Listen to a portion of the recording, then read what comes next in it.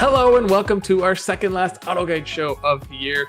Coincidentally, this has become the Nissan Honda show, but there's also a side of Dodge later. But first, a word from our sponsor. Picture this. You're halfway through a DIY car fix, tools scattered everywhere, and boom, you realize you're missing a part.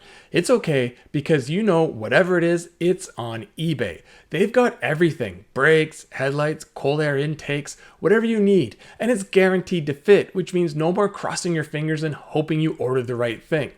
All the parts you need at the prices you'll love, guaranteed fit every time.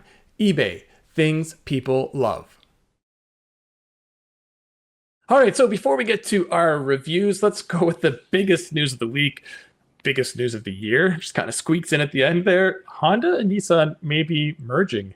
There's preliminary talks, and then it came out later that other companies want to buy Nissan. So I guess they're kind of for sale. I mean, they need money, but this sounds more like an actual merger, not like I'm going to buy 10% of the stake in your company, which would be crazy.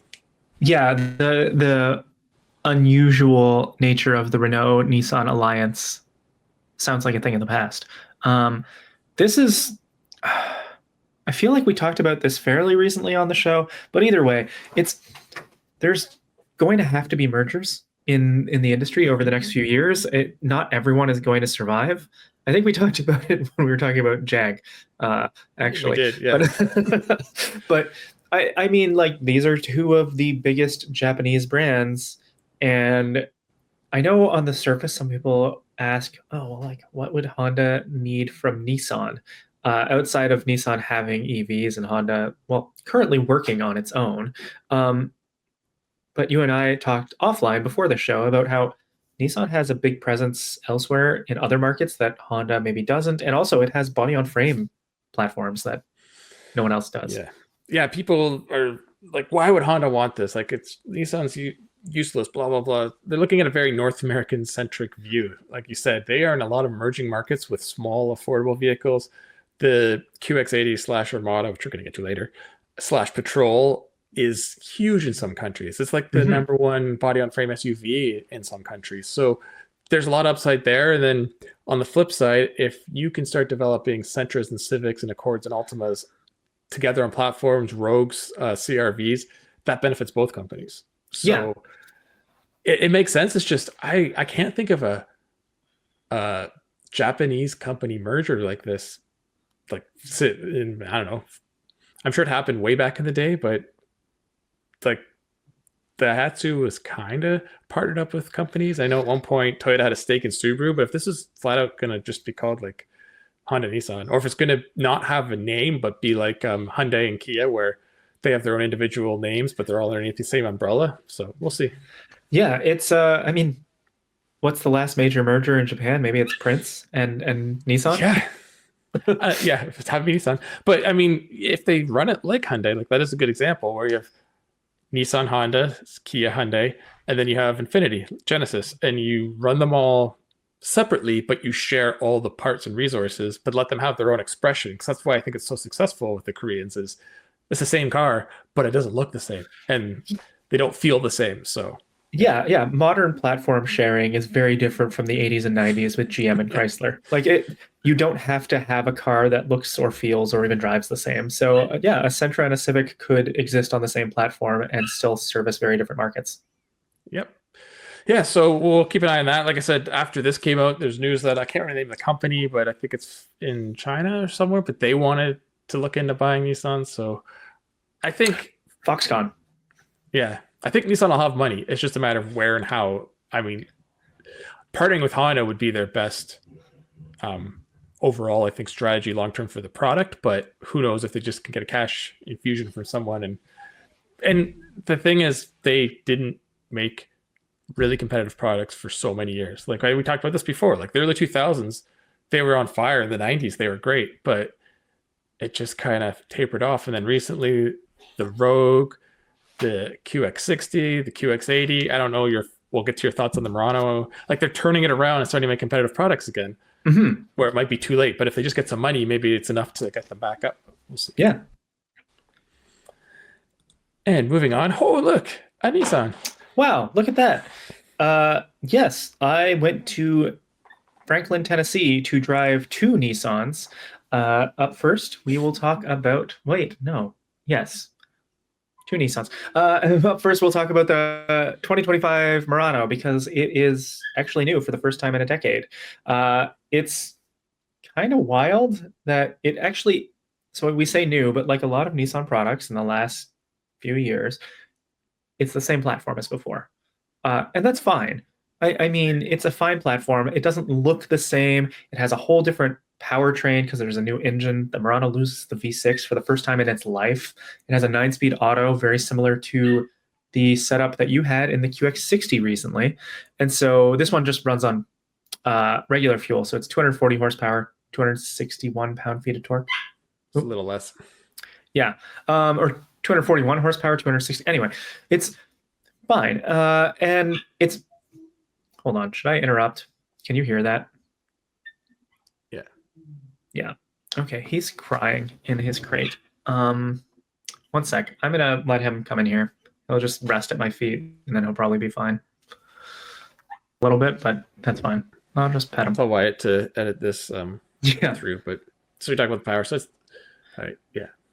So you just want me to pick back up, like talking about the power? Yeah. Or start from the top, from the Murano. It's probably easier. Yeah, that's okay. Yeah.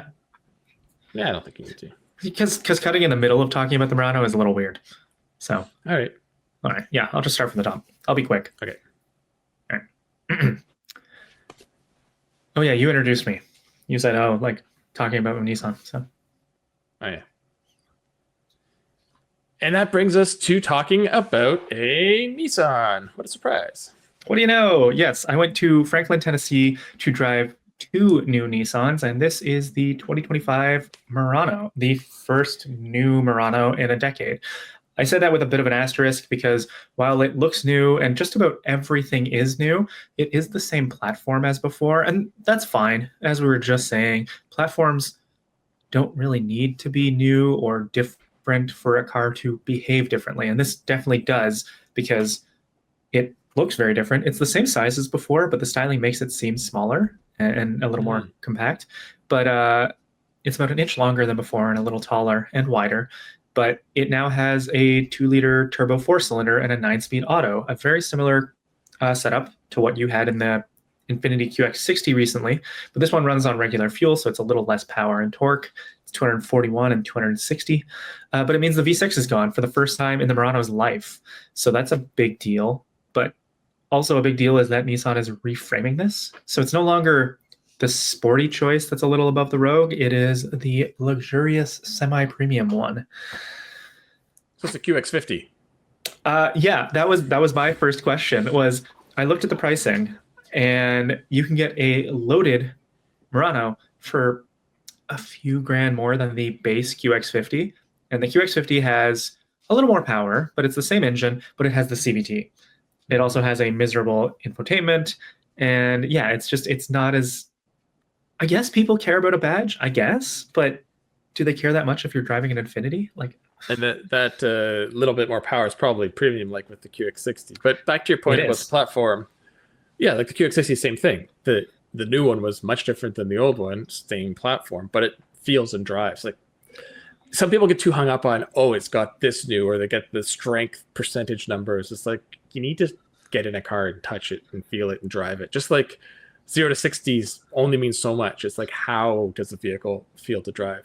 So yes, and on that note, the Murano isn't great to drive. It's fine. It does what it needs to do, but to me, it feels like a slightly larger, quieter, quicker Rogue. And maybe that's fine for most people, but it doesn't feel premium, whereas Nissan's really selling it as a premium vehicle. It has massage seats at the front, which are actually very good, but they're very noisy. You can hear it quite a lot. And so there's this weird kind of, I don't really know where this lands because it feels premium when you're sitting in the front seats and it looks nice. The two-tone leather is really good. But then the back seats, you see the cheap plastic of the center console. It drives okay, but those huge wheels mean that you hear and feel a lot of bumps. So it feels a little confused. It actually reminds me a lot of the Venza from Toyota, which died this year. Yeah. Well, before we move on, one last question. Did you find the engine to be peaky in the sense of where its power band was? Because I found that on the QX60.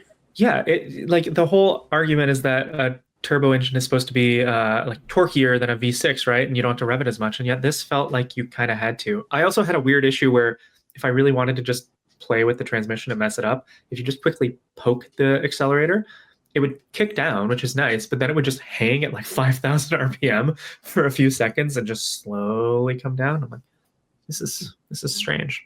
But I think it's a good product. It just needs a little bit more refinement. So now we'll jump over to the other side of the merger again, back to Honda. So we saw the Prelude concept. We had rumblings basically like they're going to make it. Well, now they have said it for sure is coming, and it's even coming next year. Like that's a quick turnaround from concept idea to production car. Now, they may have been thinking about this for years and they just showed it, but concept. Well, I mean, like we said before, the NSX took like 8 years of concepts to come out. So true.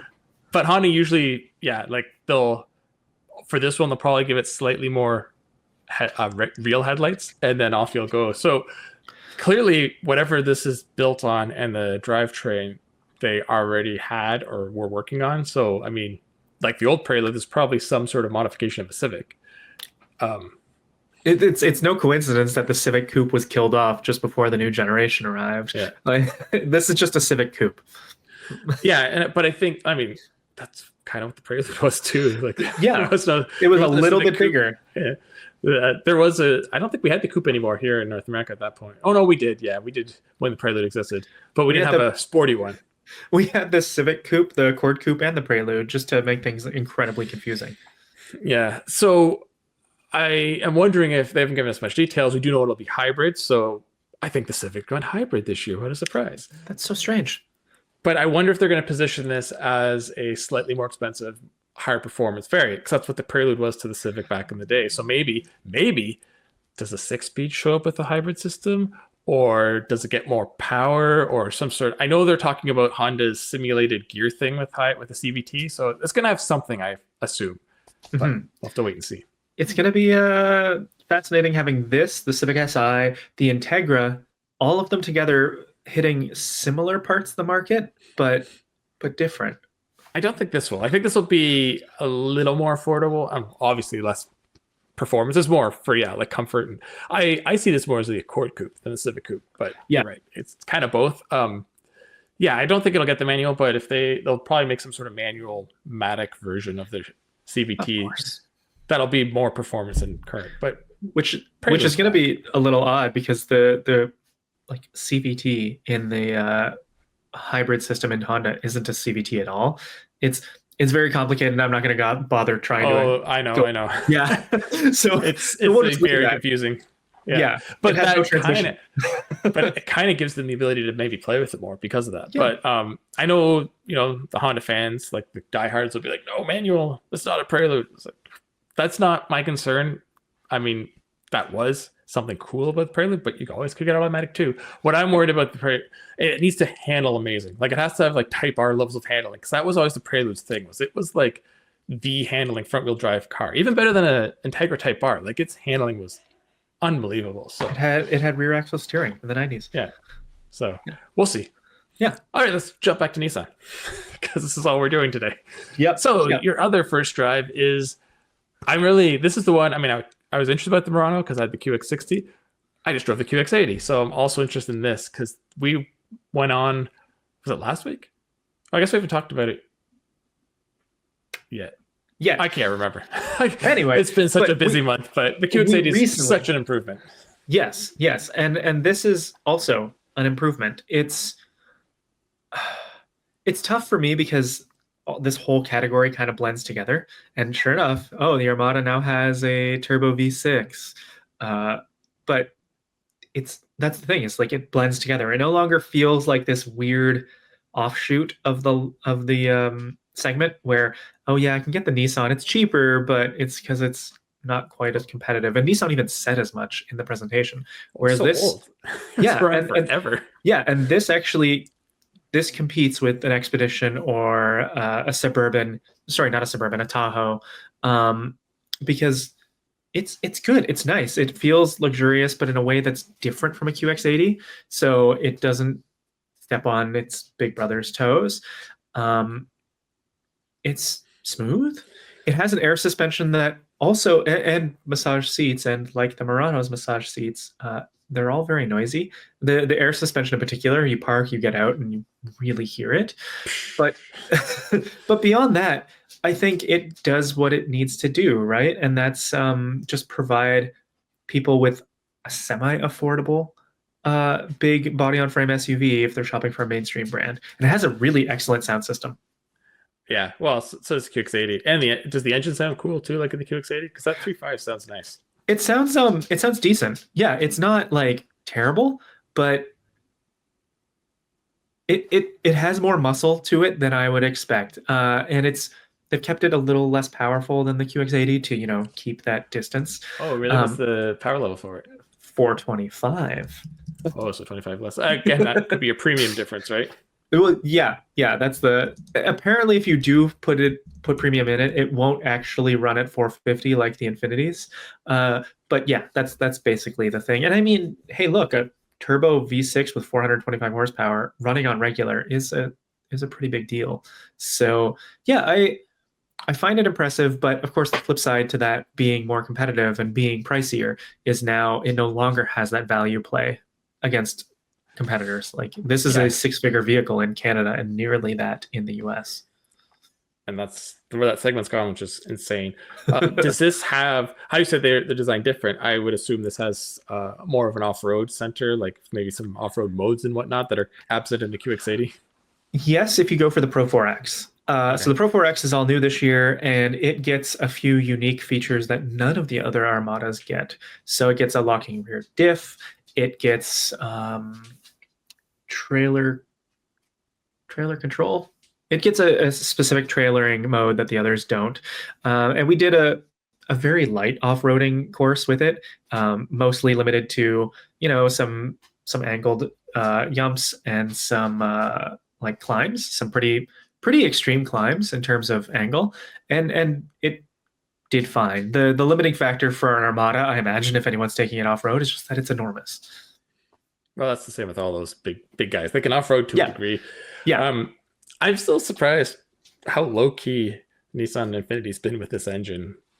Like it isn't a GTR engine. And some people are saying, oh, it's like a smaller one. It's like, no, but it is in that family. Like they could totally market it like heart of the GTR and like make that correlation or something, because it's still a 450 or 425 horsepower 3.5 turbo. Yeah, it's crazy. It's funny because they did mention that in the presentation. They're like, well, with an engine that's related to the one in the GTR, and you're like, you're okay. Well, they're all VRs, right? Yeah. That VR V6 has been around since like 2002, but they keep making it better. So yeah, because it debuted in the GTR, but that was the first one that got the VR designation. Anyway, it was VQ before. Yeah, you're right. Yeah, but like, turbo. And then the Q50 got the 3-liter, and it had it in different power numbers. Yeah, I wonder where Honda could put that engine. Anyway, moving on. NSX, Honda. All right, back to Honda. Oh, yes. Sorry, just to interrupt. Imagine the next Passport built on the Frontiers platform, so it's a real body on frame SUV going right after the 4Runner. Anyway, and then they bring back the Xterra too. Oh man. Okay. What was the rebadged rodeo called? SLX. No, SLX. The SLX. The SLX. Yeah, and that was a Nissan. See, they've already done this. What's all this new again? So, speaking of rebadged things, this is the 2020 different companies. This is the 2024 Honda Prologue, or the second best GM platform formerly known as Ultium model you can buy. So, yes, it's a GM product underneath, just like the Acura ZDX. And yes, Honda has already killed that partnership so that it can bring its own EV platform forward. The Prologue is interesting to me because it's really good at what it does, but it's pricey. And that's I mean, that's a Honda problem. But it's basically a Blazer EV with a little less power. Well, a little less power available. If you get the single motor, it's front drive, whereas you can get a rear drive Blazer. And the interior is not good. We really like modern Honda interiors, right? Because they're stylish. Like the Civic set a new bar, and then most of the models have been following that. And yet this kind of gets those cues, but then it just cheaps out. Like instead of the nice mesh, there's just black plastic everywhere. But it's comfortable to drive, and unlike any other GM except the Lyric, you get CarPlay. Oh, so it can be had in that sort of platform car. What? Yeah, isn't that weird? It turns out that like somewhere in the back end, there's basically just a checkbox, and they're like, "Wait, done." Probably not, Well, but if there really was, we'll totally have like in 2 years, existing customers. If you get this software update over the air, we'll give you CarPlay. So yeah, just like a Tesla would do it with the power, and they throttle you back, but they could give you full power over the air. Yeah. It's totally pleasant to drive. It's quiet in a way that is a little shocking. I mean, not that shocking because it's an EV, but and it's not as spacious as you might think because it looks big. But weirdly, the packaging makes it not big. To me, it looks like a Grand Theft Auto car because it has Honda SUV styling, but on the GM stretched SUV platform. So it's just interesting. Yeah, and the back end has major Evoque vibes. Well, that's it for the Nissan Honda portion of the show, because that was totally by coincidence, but hey, it worked. Yeah. We will take a break, and when we come back, we will have a return of my Genesis Coupe updates again. This is the second one more to go after that. And then we will be back with Kyle and I for the question of the week. And later on, we will be talking to Dodge about the new Charger, how it was to make a dual platform car, the sound of that Fratzonic, and other things. You are watching the Auto Guide Show brought to you by eBay Motors. We'll be back in a second. Swapping out your tires? There's nothing like it. With eBay, you'll find the feel you're looking for, from smooth highway rides to grip for rough terrain. Get all the tires you need at prices you'll love. eBay, things people love. It has been a while, but we are back with new installments on Project Genesis Coupe. So we took the summer off, but now that winter's rolling around, we're going to do a couple more things to the vehicle before the year ends. There's one repair and two modifications that are going to be done. So to start, we're going to go with the repair, and that repair is the air conditioning. Now, it may sound a little crazy to be fixing the air conditioning in winter, but there's a reason for it, and that's defrosting. Where I live, the temperature is constantly going above and below freezing, which means condensation constantly forms inside the windshield. And as anyone who never had air conditioning or has theirs broken like I do, clearing off that condensation on the inside of the windshield is very hard without it. In fact, it usually just makes it worse when I turn on the defrost. So I turn the car on. Everything seems to be working fine. And down here, under the climate control, I'll turn on either max AC or just AC on its own. And although it says it's working, it definitely is not, as nothing cool or air conditioned is coming out of the vents. So I'm going to take my car back to the good people at Clarkson Fine Cars. We're going to see what the issue is, then I'll head over to eBay Motors and buy the part that I need. I'm guessing it's probably time for a new condenser, but who knows? That's why the experts will tell me what I need. It's a week later, and although I said I was going to do the air conditioning first, I couldn't wait, and I did the brakes and the spoiler already, but my new compressor has arrived. It is in here. You can see it's a brand new unit, big meaty unit here. It's ready to go on, so I'm going to take this back to Clarkson Fine Cars and get it on and see how it works. Okay, so I just picked my car up from Clarkson Fine Cars. The compressor's installed, and wouldn't you know it, it's raining for me. Perfect test, and yeah, my window defrosts immediately now, and I can feel how cold it's going to be in the summer, but like I said, I'm more looking forward to this for the winter because areas that are constantly bouncing between freezing and not freezing, like where I live, having AC to defrost your front windshield is crucial. So I'm happy the part came on time. It's working. Everything's great. It's another win. Okay, welcome back. This week, our question of the week was inspired by Kyle, came from Kyle. I wrote it down wrong, but why don't you explain what we're looking at this week? All right, so we've talked a lot about the Prelude today, and also fairly recently, the Celica is coming back from Toyota. And so the question, of course, is what other 90s Japanese car needs to make a comeback? And we're going to kind of preface this with one that was in North America, because I could go on for an hour of all the ones that were in Japan. Yeah. I want the Cyborg, and I want the Stage. Yeah. Can I have a Sarah again? Oh, yeah. I want an AutoZam AZ1. Anyway. All right. Well, I've thought of a couple. So do you want me to start? I don't know how many you have. I mean, typically, whoever came up with the question starts. So I guess I should go first. All right. Go for it. So I'm not going to go with a North American one, and I realize we just said that.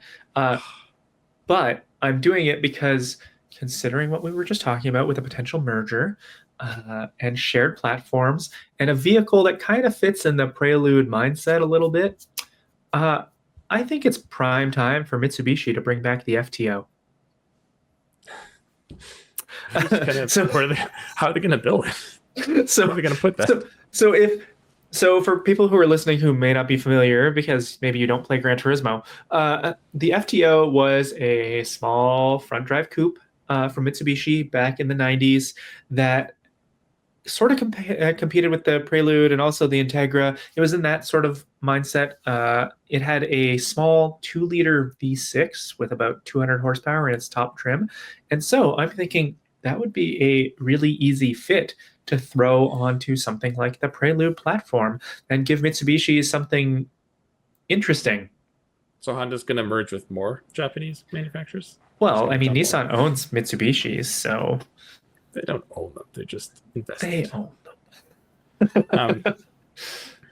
All right. Well, you just gave me another idea, so I'll go with that before I forget it. If the merger happens and there's the Prelude chassis, the Nissan 200SX. Remember the 200SX? The SER specifically? That was such a great handling front-wheel drive car. Okay, yeah. I was going to say, like, ooh, you're going to upset some people saying rear drive to front drive, but no, yeah, the 200SX was like a cool little, like, it was a Sentra coupe, right? Like, essentially. But with, like, amazing handling for its day and decent power. And it was so much fun to drive that car. I mean, well, as you brought up, one of my other ones was Nissan needs a 240 again, or 180 or something, but that requires a whole new platform, and they already tried that once, but never made it for some weird reason. Yeah. Yeah, probably because like 18 people would have bought it. It's well, the GT86 and VRZ's done good enough. I mean, they need to co-develop it, but Honda, S2000 high end 240SX with a slower motor. Yeah, and they could. Yeah, that makes sense. Okay, that's a good one. You also just gave me the idea of. I mean, this is an 80s car, but I'd love to see. I think it would work now with like synthwave and the Ioniq 5 being so popular, is bring back the Pulsar with the hatchback, the crazy boxy. Oh, like modernize that and it would be so cool. I remember like as a kid loving those taillights, and I was like an early teen and then one day realizing it was a sticker overlay when I got up close to the car. So that's not my second one, but my second one, I know what yours is going to be, so I'm avoiding it. I don't think well, so Toyota, please bring back the MR2. Basically just build a Yaris in reverse, like a GR Yaris or a GR Corolla. Just flip it around. Would that work? Like back when they could make all these sports cars because people buy them. It's a tough thing because with the last MR2 that we had called the MRS, it was like using the original sort of philosophy, and it just didn't sell that well. Yeah, they'd have to go up against the Miata, and they already have the GR86 and the Ring of the Celica. Like it's a hard sell. I'd love it myself, but it would be. And you can't put that name on something that's not mid-engine because that would, it's literally mid-engine rear. So you can't do it. So it's a tough one. But hey, I'm dreaming, and this is my question of the week. I can do what I want. True. So my next one you don't know because it's going to be a tough one to bring back because that manufacturer is not here anymore. But it wouldn't take many tweaks for the V-Cross to fit right in with the modern there we SUV go. style. It's like it's like the forebear of this style that's so popular right now. And just give it squintier lights and the secondary headlights below. And yeah, I just don't know. I guess GM could bring it because I don't know if they still have stakes with the Isuzu. I think they do, but I think so. Yeah. So that would be okay. Yeah, that's good. they're not Hummerback as an EV. Bring back a Isuzu as an EV V-Cross. Yeah, do it. Okay, well, I guess that's probably it for this segment. I mean, we should just mention the SVX. That's right above your head. But we actually talked about an SVX on a previous question of the week about how it needed to come back. So yeah, I just can't see how it would come back from Subaru. I mean, they had well, if you use the Outback platform, maybe because the Legacy's dead. But as we finish the segment, one more, again, a defunct North American, but we need something like the old Swift Turbo. Yeah. Just a tiny little car that's a great performer with tons of power. I mean, the GR Yaris kind of fits that bill, but we don't get that. Yeah, and you know what? And with the Swift, also bring back the convertible, because we need affordable convertibles for people who aren't interested in a particularly sporty thing. They just wanted a convertible. Like I say, you aren't particularly interested in living, because that's why they're not here anymore. Yeah.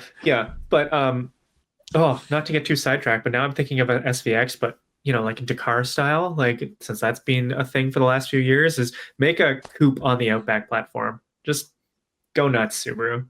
But well, they had the sus, remember? Yes. No one can ever forget the sus.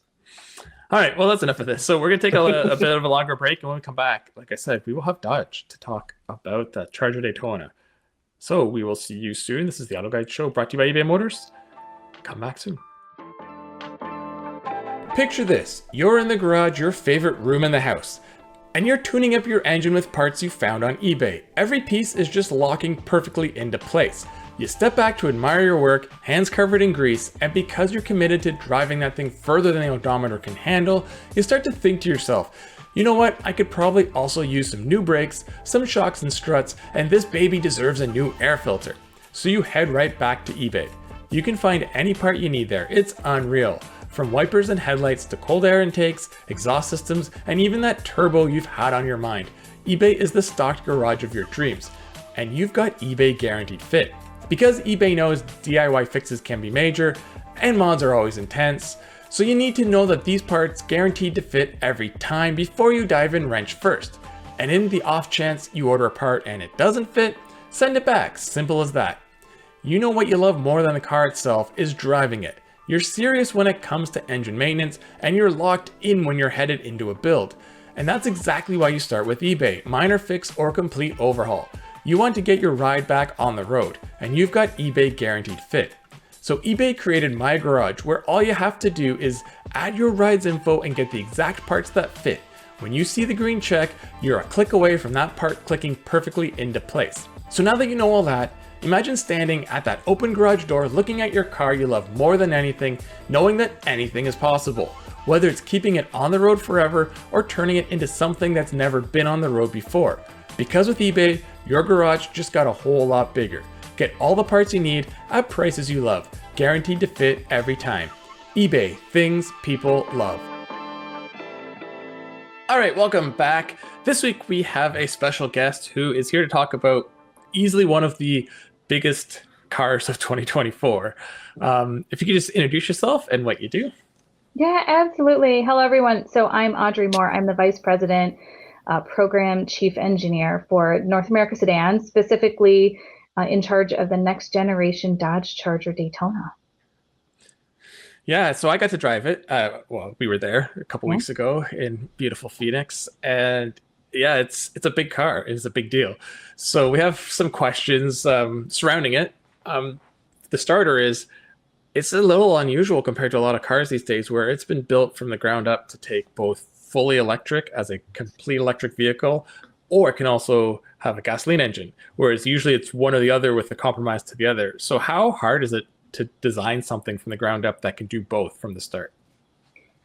You know, we had actually a lot of fun with this. When when we started talking about it 10 years ago, with all the history that Dodge has as a muscle car between the Red Eye, the Hellcat, and the Demons, there's a lot of history and a lot of expectations from a muscle car. And then when you start to think about future forward, we've talked in Stellantis about the Dare Forward 2030, and even with regulations that we keep battling with as a country, the ability to multi-energy platforms really almost becomes a necessity. So we sat down and started thinking about it, and it turned into, how do you do both? And every day it was a little bit of something that you have to go back through, and you have to consider all the different pieces of the puzzle. So it wasn't, I would say, difficult, but it sure gave us as an engineering, like probably one of the best engineering projects I've ever worked on to bring it all together.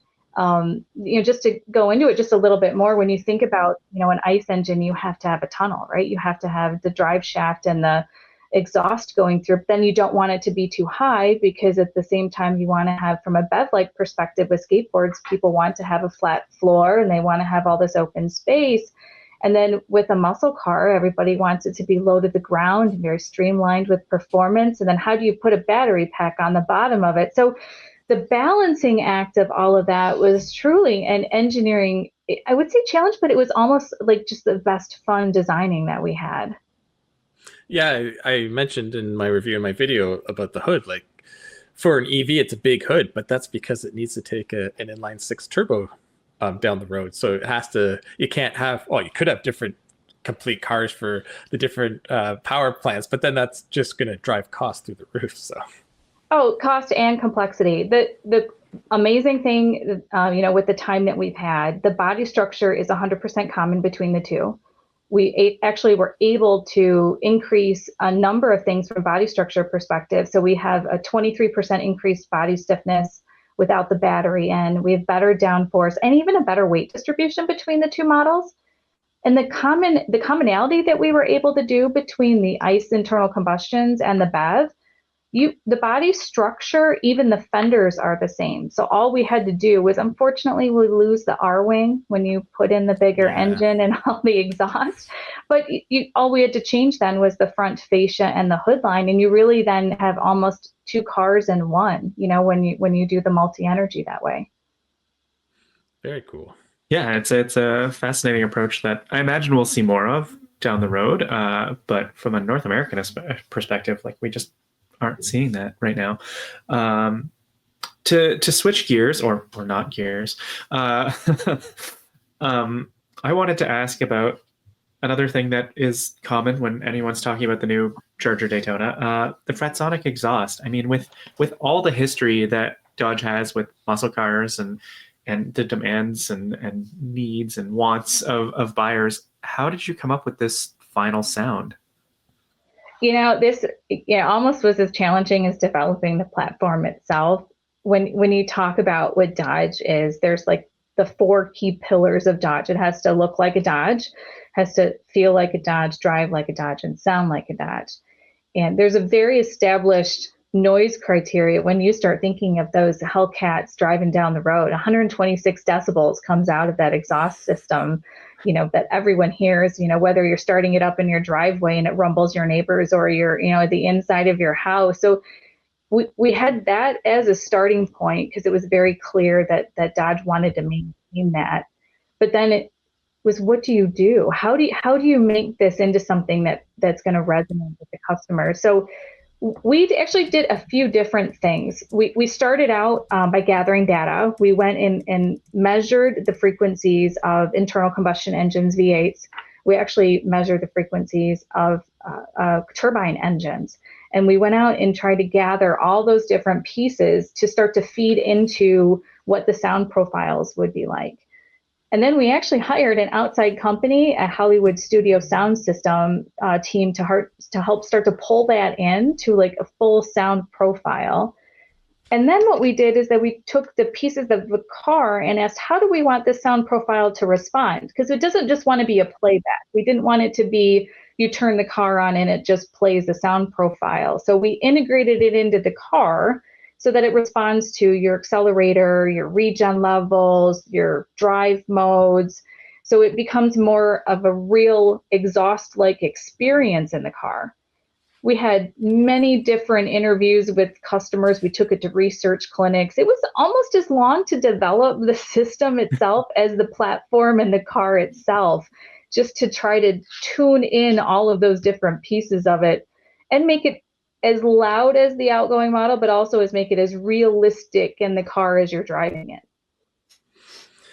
Yeah, I mean, Kyle hasn't got to experience it, but I have, and it's definitely loud, and it is, like you said, tied to every component. I remember being at the launch for this car last year, I guess, and I mean, at that point, I remember you wouldn't let us hear it because you still hadn't nailed down the final sound yet.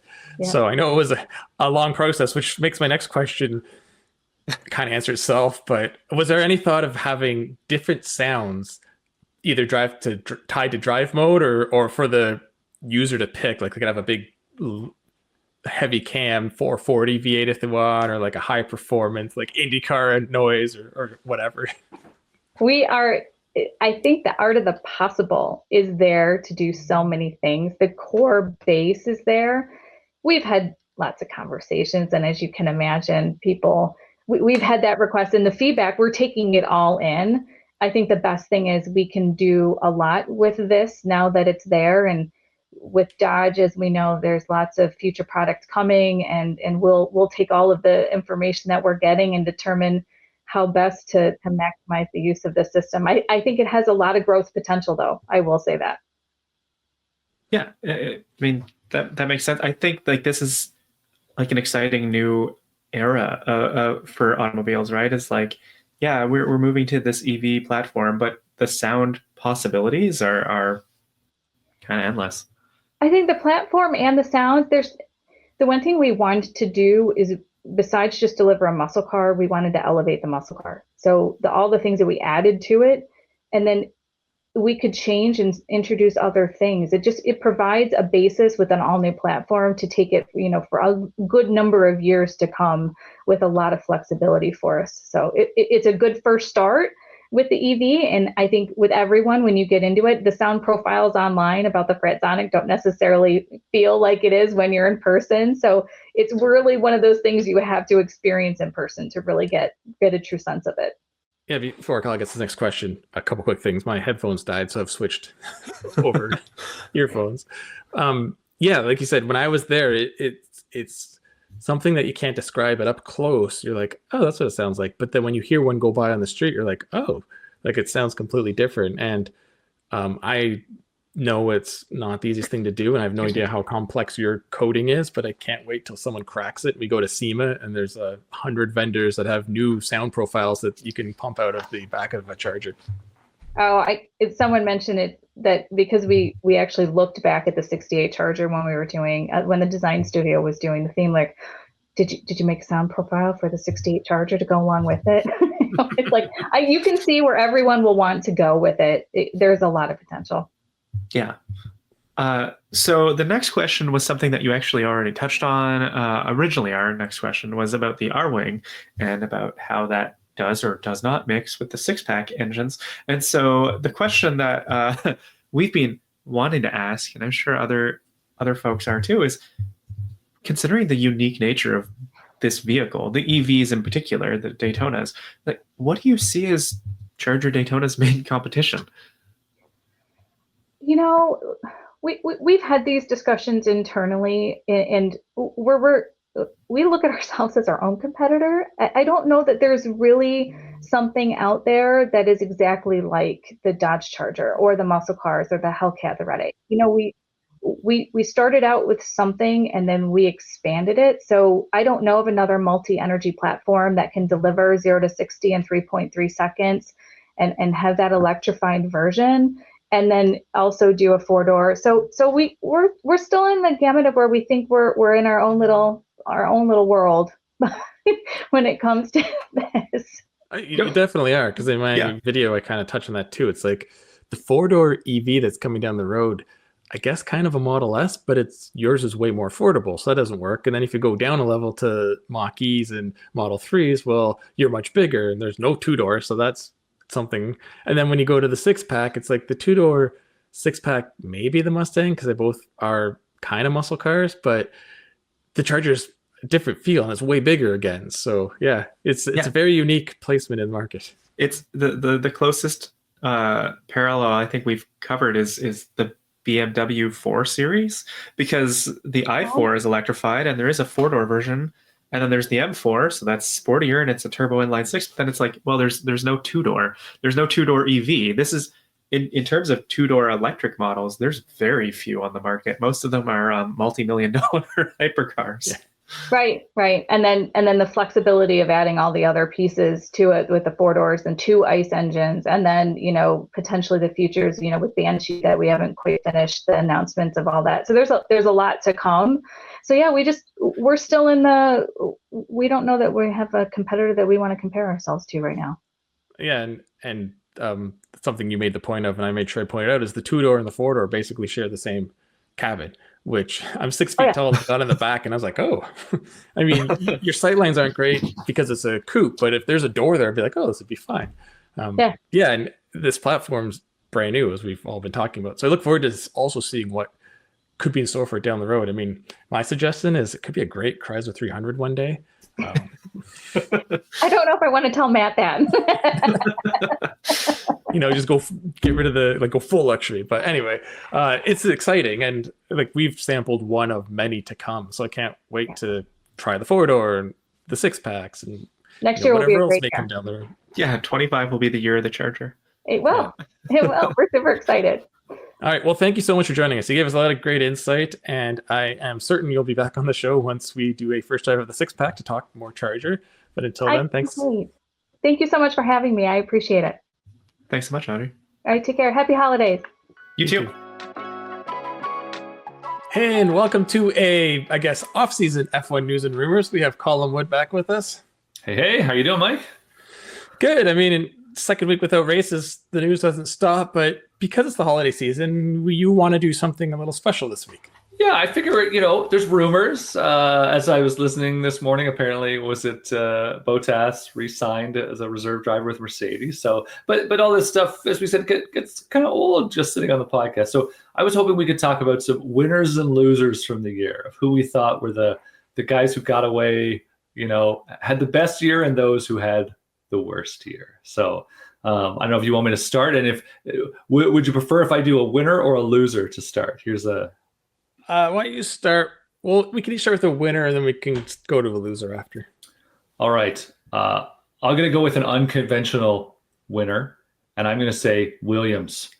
Despite their terrible year, they're a winner now because they have a driver lineup that they really have no business having. So they're going into next year as a team that is, between Albon and Sainz, they have really there's just no way they ever should have wound up with a driver like Sainz, and really Albon either. So good for them, and we'll see how much success it brings them in 2025. So how about you?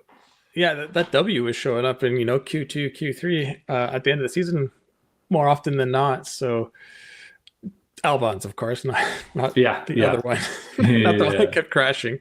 Well, I didn't want to get to the obvious ones yet, so I'm actually going to piggyback off yours. Oh, no, this is winner, not loser. Sorry. I was going to give a loser, but all right. So winner for me is easily obvious McLaren. They started off pretty strong, but then really got momentum going and won the Constructors Championship, which been decades since they did that. I couldn't believe how long it had been, because you think McLaren's always in the hunt, but I know. But yeah, they had a lot of years where they weren't. So, they're also a bit of a loser, because if they'd done a little bit of strategy here or there, they might have had a real shot at the Drivers' Championship. But going in next year, they're definitely one of the teams to watch. They totally are. And you're right. What a huge comeback in a sense, right? They were terrible.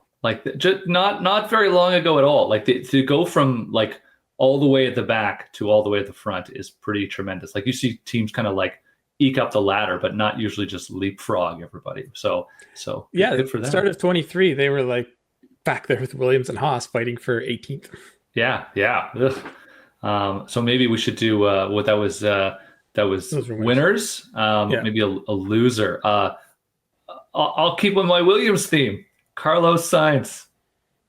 Big big loser of the year. Guy can't cut a break. It's like maybe the only guy with the worst sort of getting a worse break than him is Yuki Tsunoda, but he delivers wins for the team.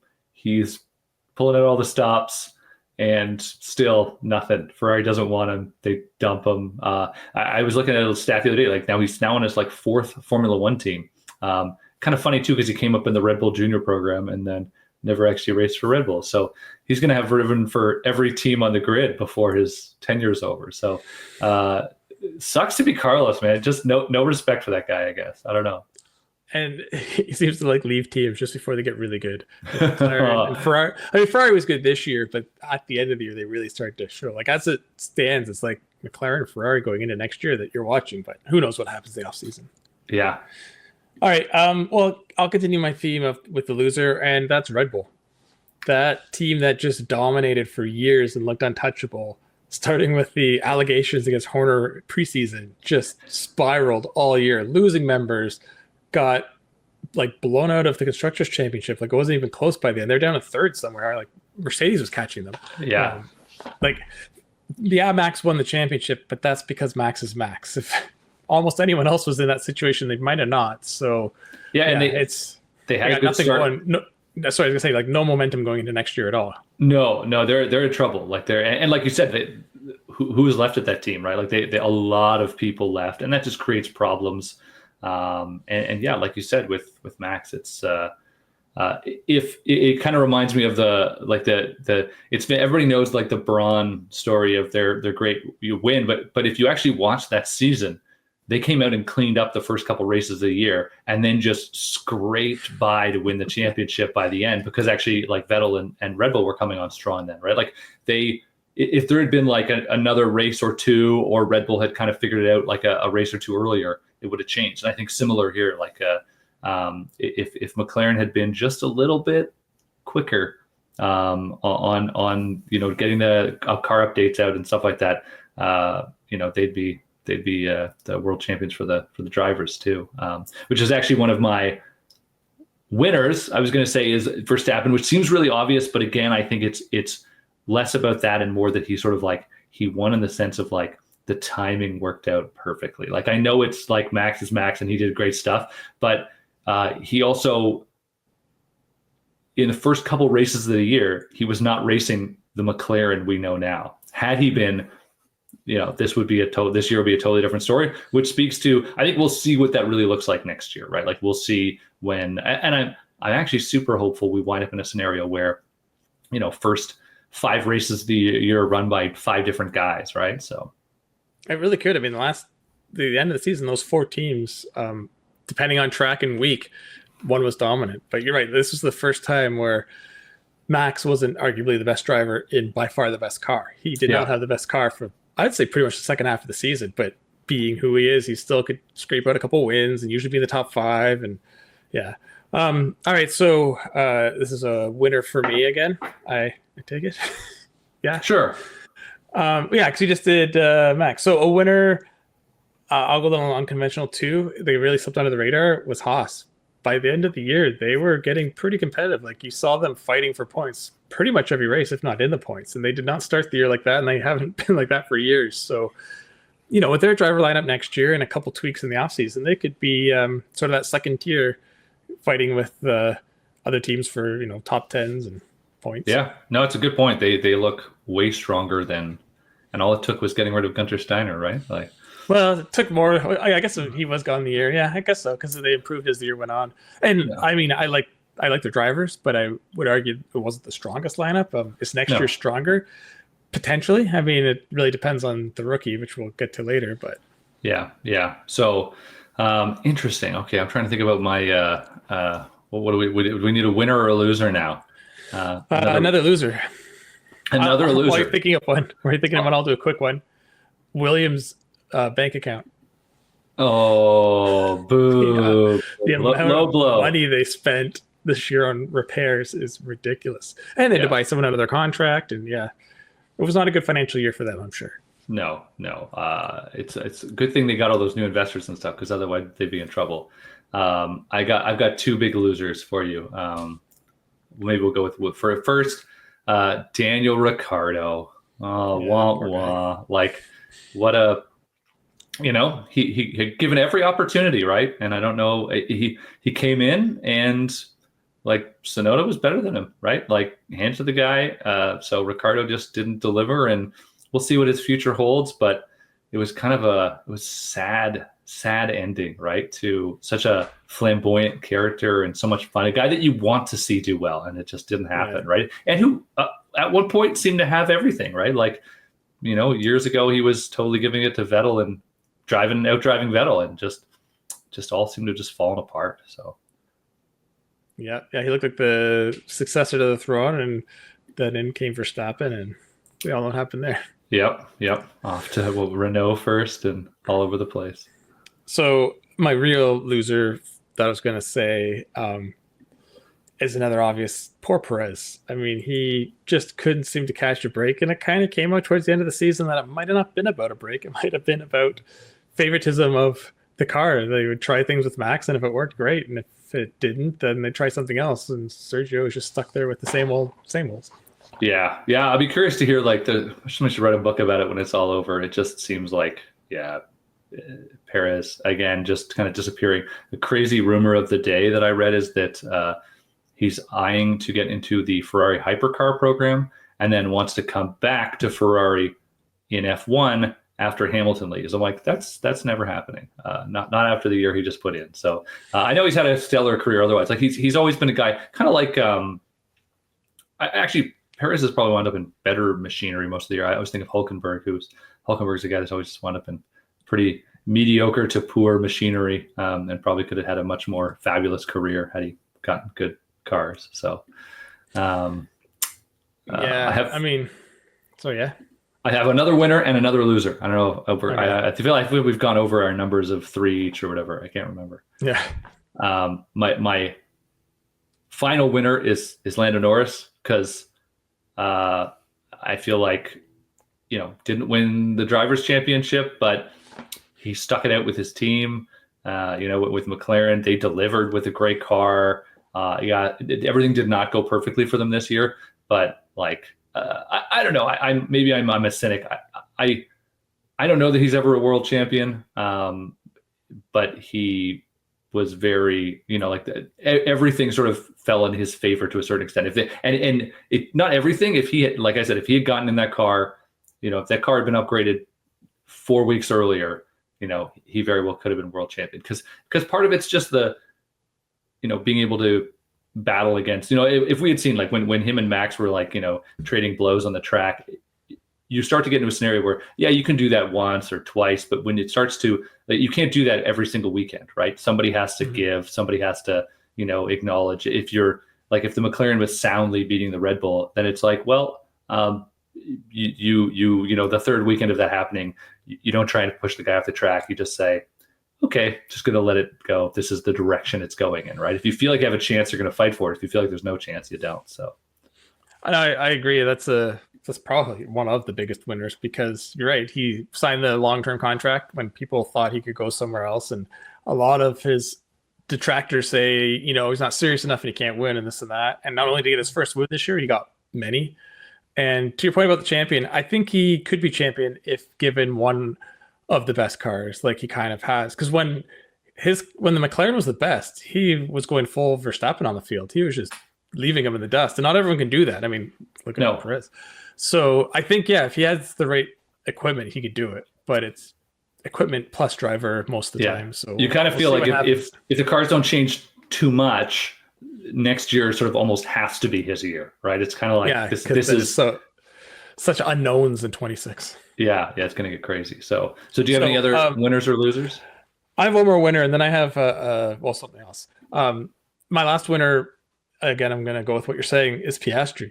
He's okay. He wasn't a rookie, but he pretty much is. And how many of these rookies come in and falter for years or don't do anything, even if they're given good machinery? And he right away was like, him and Norris, that's why they won the Constructors' Championship. They were both always up there competing in high point positions.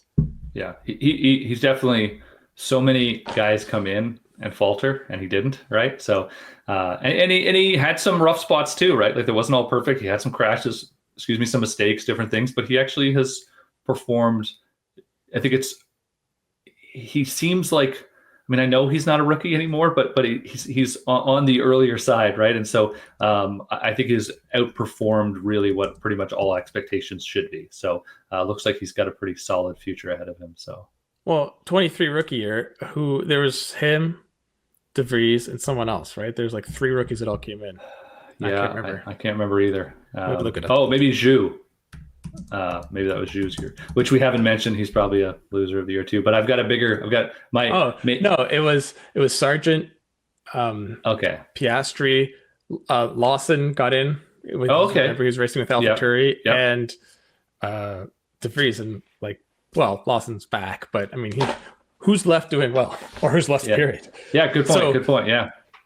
So this is a winner / loser. Yeah, it's sort of a two-sided, and it covers 2 people on the same story. So it's first I'll go with Yuki. He had probably his best year. I think it was his best year, considering I don't think he had his best car he's ever had, but he was consistent. He wasn't crashing like he used to.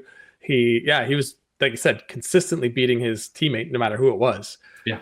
And then he gets no reward for it. Yep.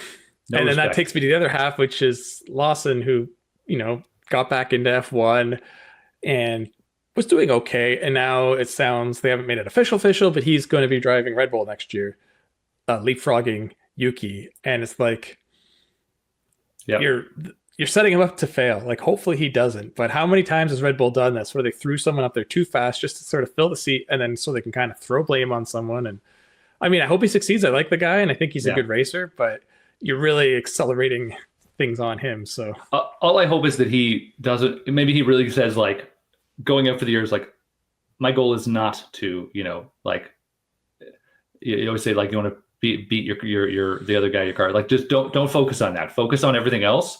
Focus on beating the other teams out there. And the max stuff will come. Like, build the confidence, build everything else. And who knows? We'll see if maybe it's always the rumors about, is it the car, but there could be other drivers who drive a similar style. Like, you would think you would want that. It's like, ever said Max likes a real pointy car that's on the nose. It's like, well, find another driver who drives like that, and then you could have another potential. So we'll see. Yeah, we'll see. I mean, as long, I think his goal, like you say, just try to get points every race. Like, doesn't matter how many, just get in the points, because the other car wasn't in the points a lot this year, and it sure wasn't the championship. So no, my final loser is Alonso.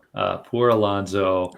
Talked a big game. They had a great year for Aston Martin in 1 year, and it's just been a downhill disaster. And you just feel like he's a guy that's just not gonna sit well, right? Like he doesn't, he doesn't play the quiet corporate game, right? So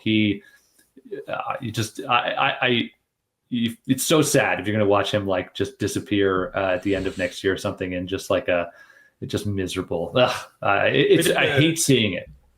They did the complete reverse McLaren. They came out so dominant at the start of 23. They were like getting podiums and he was kind of fighting Max for the championship for the first couple weeks, and then their car just got worse. And then this year it just got worse, and they were in the back fighting Kick Sauber for last. Did you see? I think it was their team principal was being interviewed, and he basically said, "Oh, I've got 2 drivers like of equal skill." He said something along those lines of Stroll and Alonso, and everyone's like, "What?"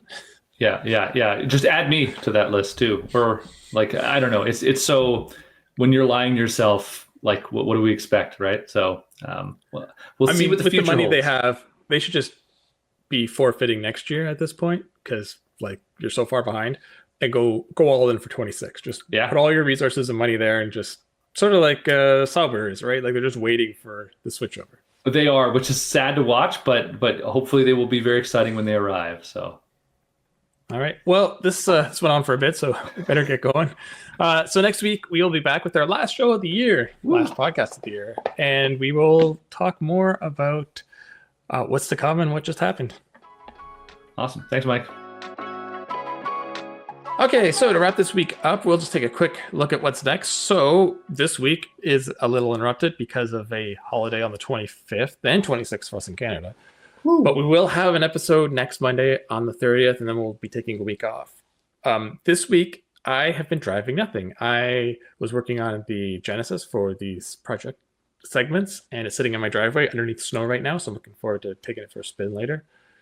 And then next week, I have a giant Volkswagen bus, the ID Buzz, for the holidays. Yes, I'm so excited to hear what you think of it, and also, I mean, let's be real, what your entire neighborhood thinks of it, because there is no way you're going anywhere without people stopping you and asking you a lot of questions. It is the coolest car of the year, as far as I'm concerned. I am going to be in. Well, I haven't driven it yet, but it seems fair to say that it's probably not as cool. The new X3 from BMW. It's all new this year. It looks very different. It has a very different interior. And it's the M50, so it's the high power version, which is pushing 400 horsepower almost now in a small SUV. So that's going to be something. And that is my holiday ride for 2 weeks. We are going to swap for a couple days so we get to experience what each other's vehicles are like. But yeah, I'm looking forward to it. And then this week I've been in the 330i, which actually still has the I on the tail. It's a great entry-level little sedan from BMW after another facelift. So yeah, that's it for us. Yeah, so thanks for listening. Have a good holidays, and we will be back next week with our final show of the year. So long, everybody. Picture this. You're halfway through a DIY car fix, tools scattered everywhere, and boom, you realize you're missing a part. It's okay, because you know whatever it is, it's on eBay. They've got everything: brakes, headlights, cold air intakes, whatever you need, and it's guaranteed to fit, which means no more crossing your fingers and hoping you ordered the right thing. All the parts you need at the prices you'll love, guaranteed fit every time. eBay, things people love.